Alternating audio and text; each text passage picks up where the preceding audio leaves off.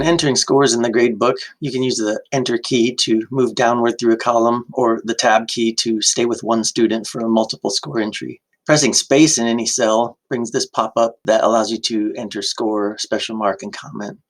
Over here to the right is kind of a hidden pop-out for that same style entry, but you can also navigate through multiple students with those arrows before saving. You'll see indicators in those cells where we had entered comments previously. Also notice that the saved scores are no longer bold. 360 is pretty good about warning you to save before navigating away, but as an additional backup feature, you can set autosave in your preferences. Clicking an assignment header will give several options, including mass modify.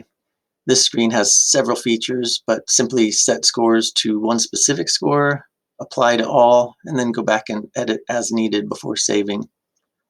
Another preference you can set in your gradebook is the ability to show the comments column for all assignments.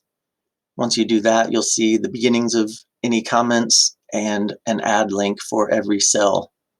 Add your comment and save. At the print button, the final thing we'll look at is the ability to print gradebook progress reports. This can be done for all students or by selecting specific ones. Once you hit OK, it will generate that progress report in a new tab.